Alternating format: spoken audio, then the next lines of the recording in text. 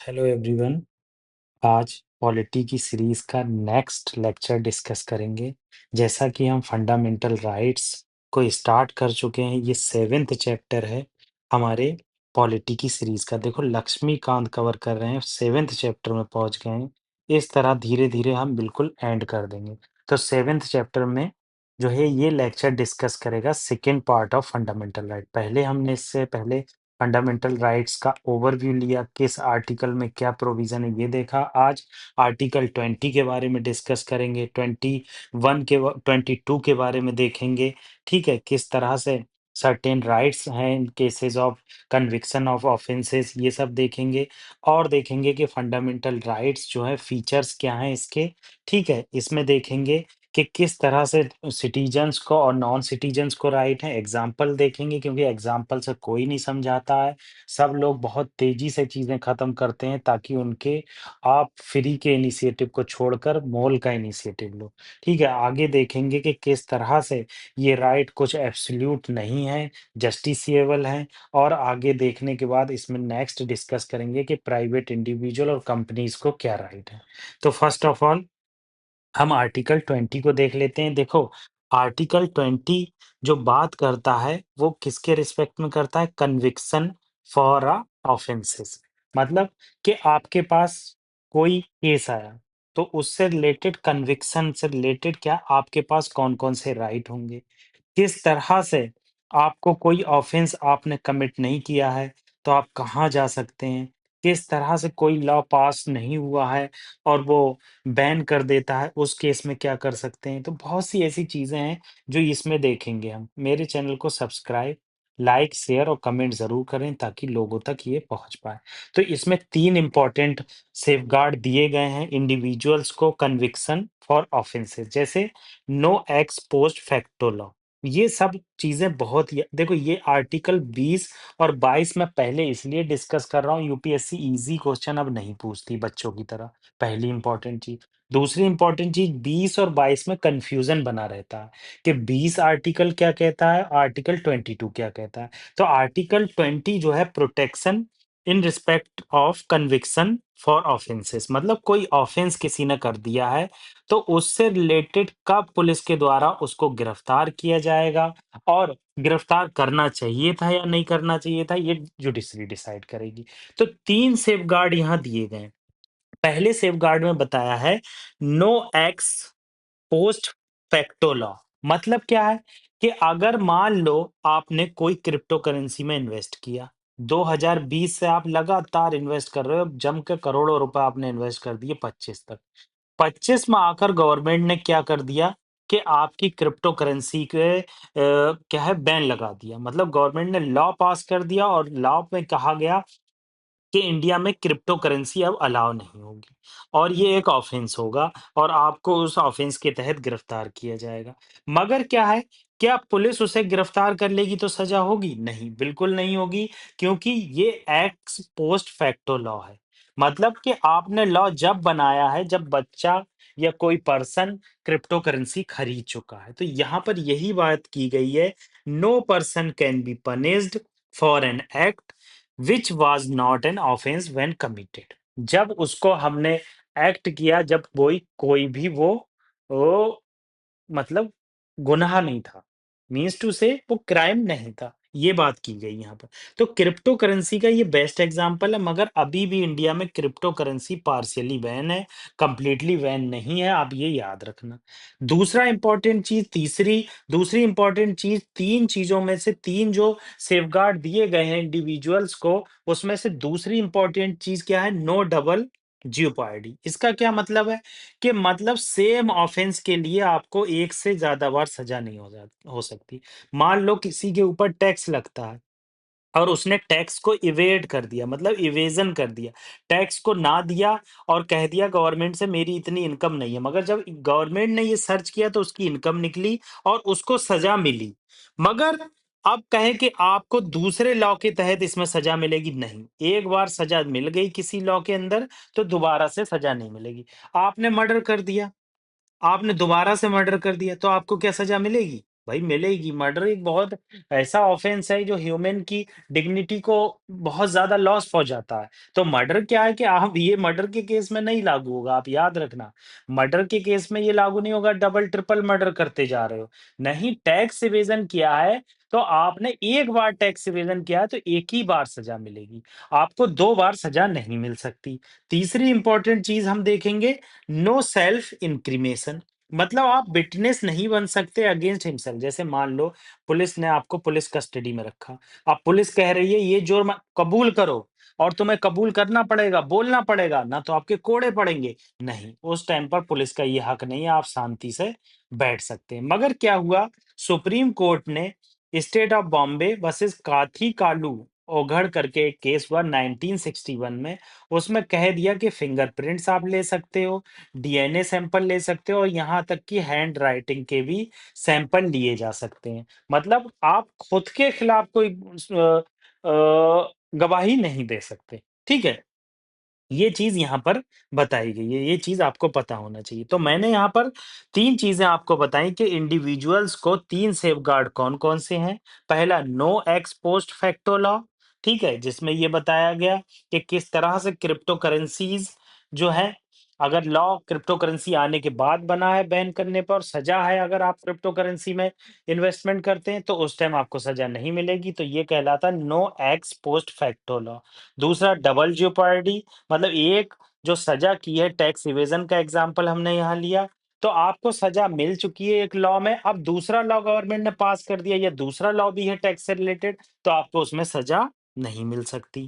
ठीक है, तीसरी इंपॉर्टेंट चीज, आप सेल्फ इंक्रिमिनेशन मतलब अगेंस्ट, अपने अगेंस्ट ही विटनेस नहीं बन सकते, आप अपने खिलाफ गवाही नहीं दे सकते, रिटर्न में लेटर भी नहीं दे सकते, बस आप फिंगरप्रिंट्स ले सकते हैं, डीएनए सैंपल ले सकते हैं और हैंड राइटिंग के सैंपल लिए जा सकते हैं।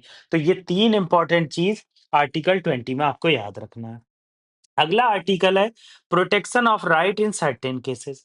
क्या होता है, टू सेट ऑफ राइट मिले हैं, किसको, हमारे इंडियन सिटीजन्स को। जैसे right of person arrest under ordinary law, कोई भी पर्सन ऑर्डिनरी लॉ में अरेस्ट होता है, मतलब मान लो किसी ने चोरी की और उसको अरेस्ट किया जाता है, तो उस टाइम पर उसके पास क्या राइट होंगे। देखो, पहला राइट होगा उसके पास, 24 घंटे में वो मजिस्ट्रेट के पास अप्रूवल के लिए जाए, पुलिस कहे कि हमने किसी को गिरफ्तार किया है, ये चोरी कर रहा था, तो आप जो है मजिस्ट्रेट के पास जाएंगे और मजिस्ट्रेट आगे देगा कि 24 घंटे से ज्यादा रख सकते हैं या नहीं रख सकते। मान लीजिए किसी पुलिस कांस्टेबल ने किसी को गिरफ्तार किया और गिरफ्तार करने में उसे 24 घंटे आने में ही लग गए, तो ये जो आने का समय है ये इंक्लूड नहीं होता है। ये फेवरेट क्वेश्चन होता है अक्सर जो कोचिंग्स होती हैं, अगर कोचिंग्स को आप देखोगे तो आपको देखने को मिलेगा ये उनका फेवरेट क्वेश्चन होता है। तो जो 24 घंटे जो आने जाने का समय है ये एक्सक्लूड होता है। 24 घंटे का मतलब है कि आप जो है कहीं थे और आपको तुरंत वहां से लाया गया, मजिस्ट्रेट के सामने प्रस्तुत किया गया, और मजिस्ट्रेट ने कहा ये जो डिटेंड किया है ये रीजनेबल है, आप 24 घंटे से ज्यादा रखकर आप इन पर पूछताछ कर देते हैं, कर सकते हैं। रीज़न बताना पड़ेगा।